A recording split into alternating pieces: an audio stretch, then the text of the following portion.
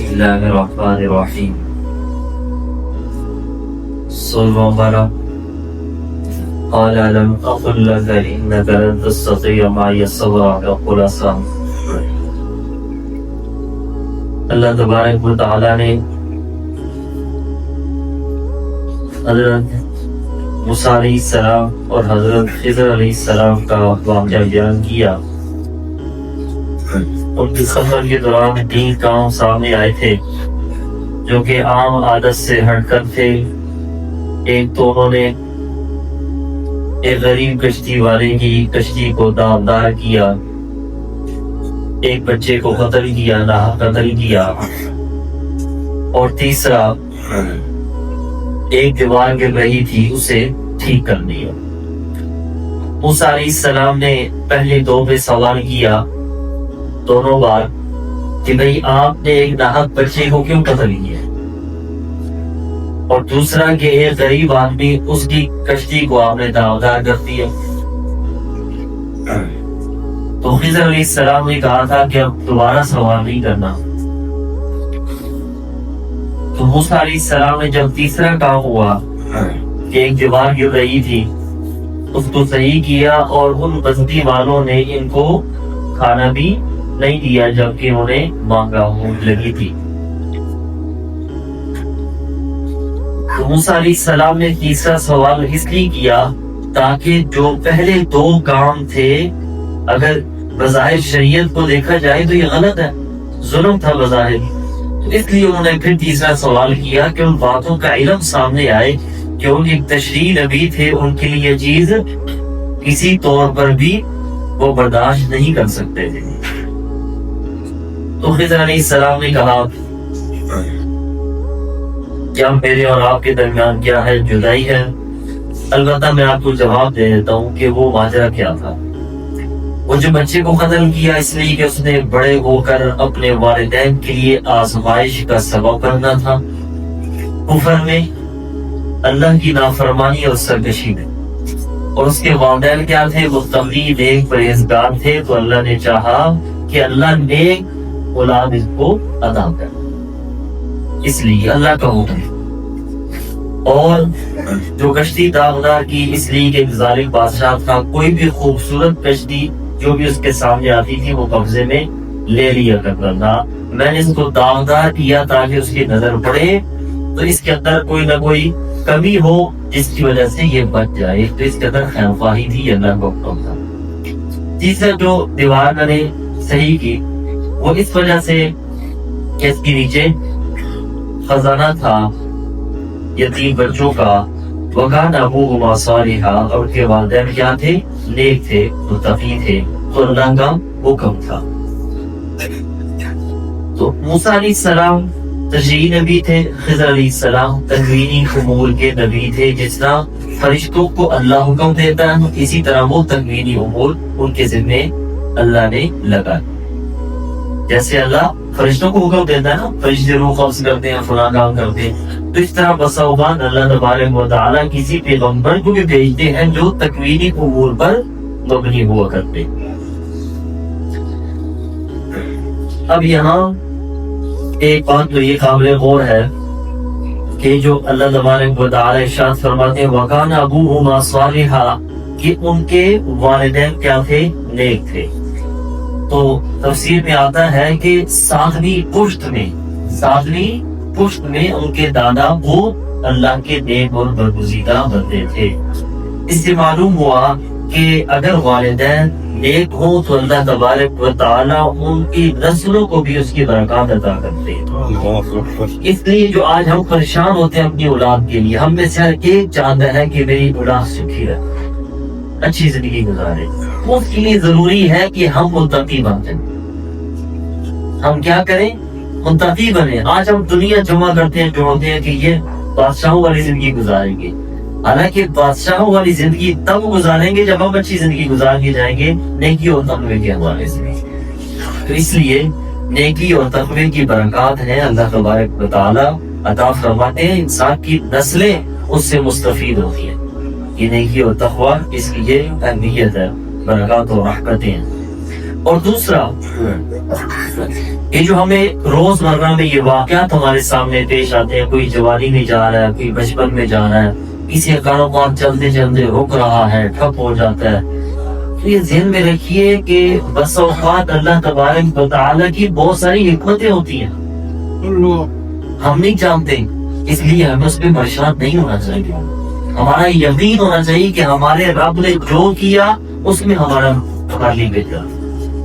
آج ہمیں یقین پیدا کرنے کی ضرورت ہے. اللہ کسی کے ساتھ زیادتی اور ظلم نہیں کرتا، وہ ہمیں نظر آ رہا ہوتا ہے. اب دیکھیں وہ کشتی بظاہر مانی ہے نا، اس میں کمی واقع ہوئی، تو آپ بتائیں کہ وہ کمی واقع اس کے لیے بہتر تھا یا نہیں تھا؟ تو کمی کاروبار میں کمی آنا، معاملات کا رک جانا، اس میں بہتری ہوا کرتی ہے اللہ کی طرف سے، ہمیں نظر نہیں آ رہا. اور کسی طرح کبھی کسی میں جلدی چلے جانا، اللہ کے ہر کام پہ بہتری. جو جس وقت پہ جاتا ہے وہی اس کے لیے کیا ہوتا ہے، اس کی ترقی کے لیے بہتر ہوا کرتا ہے. بس وقت ہم پریشان ہوتے ہیں کہ یہ جوانی میں چلا گیا، یہ چھوٹی عمر میں چلا گیا، اس کے بچے چھوٹے ہیں. یاد رکھیے اللہ کو بھی تو پتا ہے، اس کے چھوٹے بچے یہ اللہ بھی تو دیکھ رہا ہے. تو اللہ تبارک و تعالیٰ کا پیار اور شفقت ہم سے کئی گنا زیادہ ہے، بلکہ ہماری تو اس کے قریب ہی نہیں جا سکتی جو اللہ تبارک و تعالیٰ کا پیار ہے. اللہ فرماتے ہیں کہ اللہ کی برکات، اللہ کی قدرت، اللہ کے کلمات، اللہ کی صفات اتنی ہے کہ اگر ان کو لکھا جائے تو ساری سیاہی ختم ہو سکتی ہے، سارے درخت ختم ہو سکتے ہیں، لیکن اللہ تبارک و تعالیٰ کے کلمات، اللہ کی تعریفات نہیں. آگے اللہ تبارک و تعالیٰ نے رسول اللہ صلی اللہ علیہ وسلم کی رسالت اور عظمت کو بیان فرمایا. اللہ فرماتے ہیں کہ آپ ان کو کہہ دیں کہ میں ہوں تو انسان، لیکن اللہ نے مجھے اعلیٰ فرمایا. یہ حقیقت ہے کہ پیغمبر جتنے بھی ہوتے ہیں وہ اعلیٰ صفات والے ہوتے ہیں، اور پھر رسول اللہ صلی اللہ علیہ وسلم کو اللہ نے انبیاء کا بھی سردار بنایا. آگے اللہ فرماتے ہیں فَمَنْ كَانَ يَرْجُو لِقَاءَ رَبِّهِ، کہ جو اپنے رب سے ملاقات چاہتا ہے، اگر آپ میں سے کوئی اپنے رب سے ملنا چاہتا ہے تو کیا کرے؟ فَلْيَعْمَلْ عَمَلًا صَالِحًا، اللہ فرماتے اچھے اعمال کرے. کیا کرے؟ اچھے اعمال کرے، اللہ کے ساتھ کسی کو شریک نہ کرے. اچھا عمل کیا ہے؟ یاد رکھیے اللہ کا حکم اور رسول اللہ صلی اللہ علیہ وسلم کا طریقہ اور نیت کا درست ہونا. اللہ کا جو حکم اور حضور علیہ السلام کا طریقہ، اس طریقے کے مطابق کرنا اور نیت کا درست ہونا، وہ عمل کیا ہے؟ اللہ کے ہاں قبول ہے. آگے سورہ مریم مریم کا ذکر ہے، اس لیے سورہ کا نام رکھا گیا. اس کے آغاز میں اللہ تبارک و تعالیٰ نے حضرت زکریا علیہ السلام کا تذکرہ فرمایا. بڑھاپے کے اندر جا کر بیٹے کی نعمت سے محروم تھے، اللہ سے مانگا کہ یا باری تعالیٰ میں مانگتا ہوں کمزور ہو گیا ہوں، لیکن یا اللہ تو قادر ہے عطا کرنے پر. تو اللہ تبارک و تعالیٰ نے ان کو خوشخبری سنائی کہ ہم نے آپ کو یحییٰ بیٹا عطا کیا، اور اللہ نے فرمایا کہ خوشخبری یہ ہے کہ وہ نبی بھی ہوگا، کیونکہ انہوں نے کہا تھا یرثنی ویرث من آل یعقوب، یا اللہ مجھے بیٹا عطا کر جو میرا وارث بنے، آل یعقوب کا وارث بنے. اور آپ نے یہ بھی سنا ہوگا کہ انبیاء کی میراث نہیں ہوا کرتی. تو یاد رکھیے یہ مالی میراث کی بات نہیں ہے، یہ کیا ہے؟ شریعت کی، احکام کی، ایمان کی. کیونکہ یاد رکھیے انبیاء کے وارث علمی ہوا کرتے، اور اللہ تبارک و تعالیٰ نے پھر ان کو علمی جانشین، علمی وارث عطا فرمایا، نبوی وارث عطا فرمایا. یہ بھی ہمارے لیے سبب ہے کہ اللہ کی ذات قادر، اللہ تو اسباب کا بھی محتاج نہیں، اللہ بغیر سبب کے عطا کرتا ہے. آگے مریم کا تذکرہ اللہ فرماتے ہیں. مریم تقریباً 18 سال عمر نہانے کے لیے جا رہی تھی تو جبرائیل امین سامنے آئے. انہوں نے دیکھ کر کہا کہ میں پناہ مانگتی ہوں تجھ سے. انہوں نے کہا انسان ہے وہی سامنے آ. تو جبرائیل امین نے کہا کہ میں انسان نہیں ہوں، میں کیا ہوں؟ فرشتہ. مجھے اللہ نے بھیجا اور ہم آپ کو بیٹا دینا چاہتے ہیں.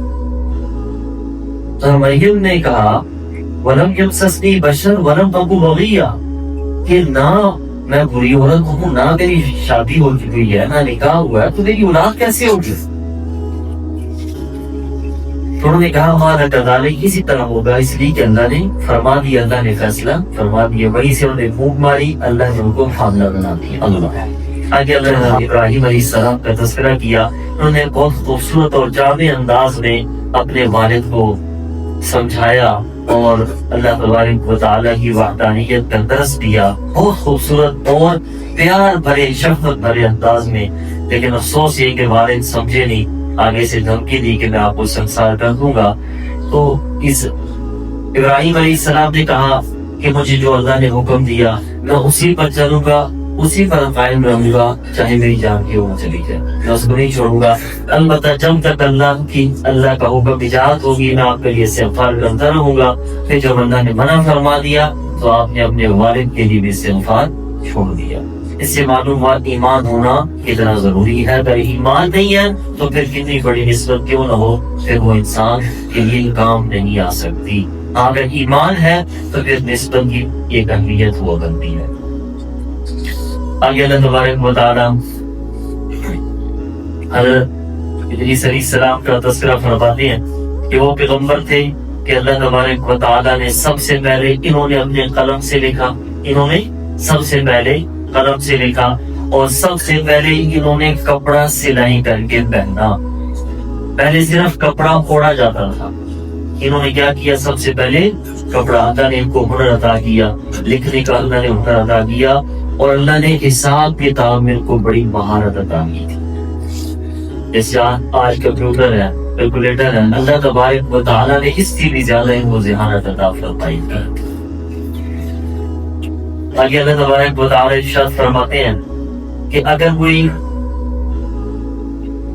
اللہ کی محبت میں زندگی گزارتا ہے تو اللہ فرماتے ہیں ایمان اور اعمال صالحہ والی زندگی گزارتا ہے، سیجعل لہ الرحمن ودا. اللہ فرماتے ہیں قریب ہم ان کو محبت عطا کریں گے. کون سی محبت؟ اللہ کی محبت. اللہ تبارک و تعالیٰ کی حدیث مبارکہ ہے، اللہ جبرائیل امین کو کہتے ہیں کہ میں اس بندے سے پیار کرتا ہوں. جبرائیل امین اس سے پیار کرتے ہیں. پھر جبرائیل امین آسمان میں فرشتوں میں اعلان کرتے ہیں کہ فلاں بندہ اللہ سے پیار کرتے ہیں، سب فرشتے اس سے پیار کرتے ہیں. پھر اللہ تبارک و تعالیٰ زمین والوں کے دلوں کے اندر بھی اس کی محبت اور پیار ڈال دیتے ہیں. یہ بہت بڑا شرف. آگے سورہ طٰہٰ اللہ تبارک و تعالیٰ نے اس کے آواز میں فرمایا میرے محبوب یہ حروف مقطعات ہیں. طٰہٰ بعض مفسرین کہتے ہیں کہ رسول اللہ صلی اللہ علیہ وسلم کے نام کی طرف اشارہ ہے. 12 یہ حروف مقطعات اللہ تبارک و تعالیٰ نے مترف رکھا. اللہ اور رسول کی ذات ہی بہتر جانتی ہے. آگے اللہ فرماتے ہیں کہ ہم نے قرآن میرے محبوب اس لیے نہیں اتارا کہ آپ ساری رات کھڑے رہیں اور اپنے آپ کو مشقت میں ڈالیں. جب یہ آیت نازل ہوئی تو پھر رسول اللہ صلی اللہ علیہ وسلم رات کو حرام فرمایا کرتے تھے، پھر اٹھ کر تہجد کی نماز پڑھا کرتے تھے. آگے موسیٰ علیہ السلام کا تذکرہ اللہ تبارک و تعالیٰ نے یہ پہلے آپ نے سماعت کیا ہوئی. اللہ تبارک و تعالیٰ نے اپنی قدرت دکھائی کہ موسیٰ علیہ السلام جن کے لیے اتنے بچوں کو قتل کیا گیا اللہ نے ان کو زندہ رکھا، اور زندہ بھی کہاں رکھا، ان کو بڑا کہاں کیا؟ دشمن کے گھر. جو سب سے بڑا اللہ کا دشمن نعوذ باللہ جس نے خدائی کا دعویٰ کیا. اس کے بعد ماں پریشان ہو رہی تھی، اللہ تبارک و تعالیٰ نے واپس ماں کی طرف لوٹایا کیونکہ بچہ کسی کا دودھ نہیں پی رہا تھا. اس کی بہن نے کہا کہ میں ایک عورت کے بارے میں بتا سکتی ہوں کہ شاید اس کا دودھ پینا شروع کر دے. اب ماں غم سے نڈھال تھی، میرا بچہ مدنی ذبح ہوتا ہے، کیا ہوتا ہے؟ تو اللہ نے فرمایا بتی پریشان نہ ہو، تیرے بیٹے کو میں واپس لوٹاؤں گا. اب بظاہر اپنے بچے کو دریا کے حوالے کیا، وہ موت. جا کے پہنچا دشمن کے پاس، وہ موت. اللہ نے وہاں سے زندہ واپس ماں کے پاس لوٹایا اور اللہ نے بتایا کہ اللہ کی ذات طاقتور ہے. اور پھر اللہ تبارک و تعالیٰ نے وہاں بڑا کیا. پھر ایک آدمی قتل ہوا، پر اللہ تبارک وہاں سے نکلے بچ کر مدین پہنچے، وہاں شادی شعیب علیہ السلام کی بیٹی کے ساتھ. پھر واپس پہنچے، اللہ نے نبوت عطا فرمائی. راستے میں اہلیہ کے ساتھ تھے، بیٹا صاحب. تو ایک جگہ آگ نظر آئی، سردی کا موسم تھا. تو انہوں نے کہا کہ میں کسی سے جا کے راستہ معلوم کر لیتا ہوں، راستہ مل نہیں رہا تھا، بھٹک گئے تھے. وہاں پہنچے تو آگ کہیں نہیں لگی. ایک روشنی ہے جہاں سے آواز آئی کہ اے موسیٰ میں تیرا رب تجھ سے بات کر رہا ہوں، تیرا رب تجھ سے کلام کر رہا ہوں اور تجھے نبوت عطا کرنے لگا. تو اللہ تبارک و تعالیٰ نے نبوت عطا فرمائی اور پھر حکم دیا کہ پھر ہم ان کے پاس جانا ہے. جو دشمن جہاں پہ دشمن بچے اللہ نے پھر واپس بھیجا, پھر بچے اللہ تبارک و تعالیٰ پھر حکم دیتے. بارے انہوں نے پھر اللہ سے دعا کی ربی شرح لی صدری, اللہ میرے سینے کو کھول دے, یہ میرے لیے معاملہ سارا کھول دے, میرے لیے صاف فرما دے. اور اپنے بھائی ہارون کو اپنا نائب اللہ سے درخواست کی, اللہ تبارک و تعالیٰ نے قبول فرمائی. پھر فرعون کے پاس گئے, وہاں دعوت دی تو پھر وہ دشمن بن گیا. پھر پیچھے موت تھی بظاہر, لیکن اللہ تبارک و تعالیٰ نے موسیٰ علیہ السلام اور ایمان والوں کو سلامت رکھا. اور جو اللہ کا دشمن تھا, جس کو اپنی طاقت پہ ناز تھا, بلکہ جن کو جس نے غلام بنا کے رکھا تھا اتنا سے بنی اسرائیل کو, اللہ تبارک و تعالیٰ نے نجات بھی عطا فرمائی اور ان کے سامنے ان کو غرق بھی کیا. اور اللہ نے بتایا کہ طاقت اور ذات کون سی ہے, اللہ ہی ہے. جو اللہ پہ یقین کرتا ہے وہ بلندیاں بھی حاصل کرتا ہے, کامیابیاں بھی حاصل کرتا ہے. موسیٰ علیہ السلام اللہ کی مانی, بنی اسرائیل موسیٰ علیہ السلام کی پیروی کی, اتباع کی, اللہ تبارک و تعالیٰ نے نجات عطا فرمائی. یہ ہمارے لیے بھی سبق ہے کہ اگر ہم اللہ تبارک و تعالیٰ کی فرما برداری کریں گے, اپنے محبوب پیغمبر صلی اللہ علیہ وسلم کی فرما برداری اور اطاعت کریں گے, تو اللہ ہمیں بھی کامیابی عطا فرمائے گا. ہر مشکل سے اللہ ہمیں نجات عطا فرمائیں گے. اللہ ہمیں عمل کی توفیق عطا فرمائے.